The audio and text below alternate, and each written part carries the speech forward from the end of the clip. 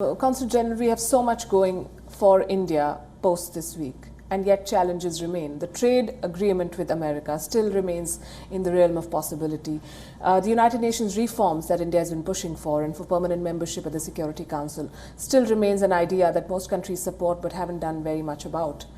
How do we navigate those? Yeah, before answering, I'll just take a cue from what Ravi was mentioning on climate. I think what Prime Minister announced here that he takes our goal of 175 gigawatt of electricity to 450 gigawatt of electricity from renewable sources. I think that will, to a large extent, answer what you're trying to say. That India knows that India has to go green, and we are taking a lot of effort. So I think it's a quantum jump from 175 to 450, and I think our External Affairs Minister was speaking at a forum, and he was quoting a global climate tracker group, which is a non-profit group which is tracking performances by various economies, and I think India is in the top 5 or 6 as far as commitment to the Paris Accord is concerned. So I think we are on track, and we have to understand where we come from. India is a developing country, and if we have a lot of coal, so we cannot. Even Prime Minister spoke about coal, but what we are trying to do is use clean coal, and also go in for coal gasification. So I think there are many technologies which are available, and I think even if we use coal, I think it will not be as dirty as it used to be in the past. So I think we are on track as far as our energy requirements are concerned and going green is concerned. You asked about the trade talks. I think you need to know that our Commerce Minister was in town for the last 3-4 days, and he had held several rounds of discussions with his counterparts, and I think we are on track on that as well. And the sentiments that was expressed in the discussions, both. But an announcement was expected, which I think the announcement is expected. I know that there's a lot of expectations, but I think the point is that there was no negativity surrounding it, and people are working on it.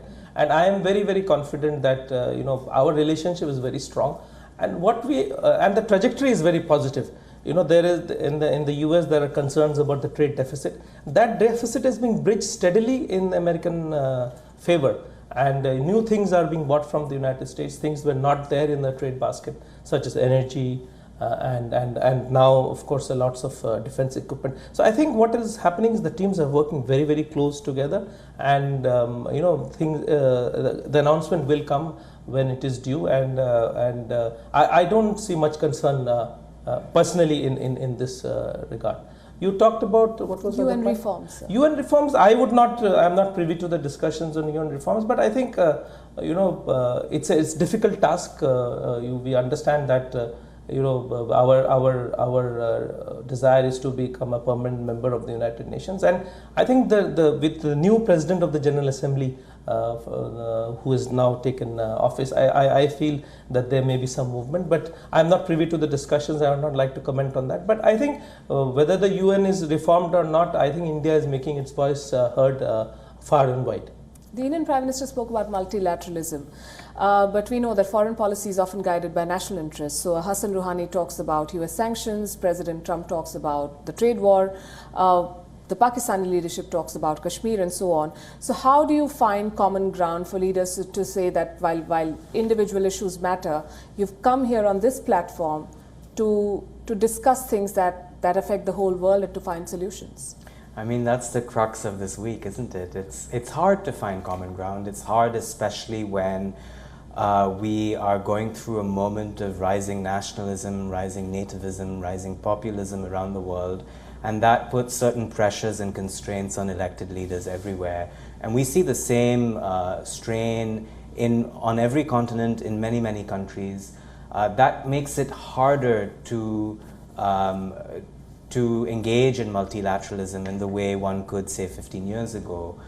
So there are some constraints there, but I think even within that, it's important to recognize that advances are being made on certain issues.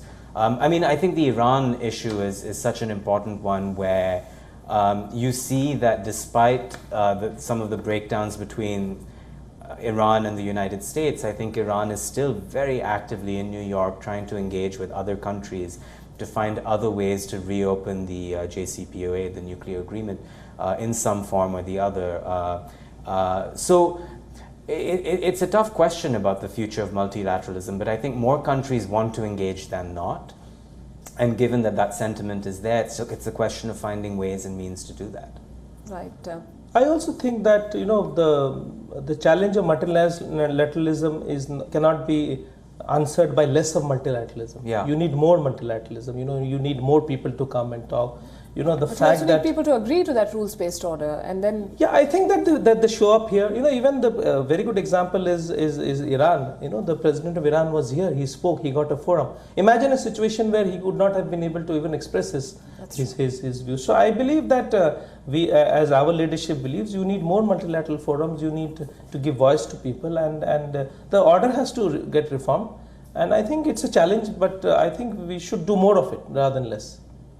That's a good note to end on. Thank you very much, Consul General and Ravi Agrawal. Thank you very much. Good to have you both here on the show. Thank you.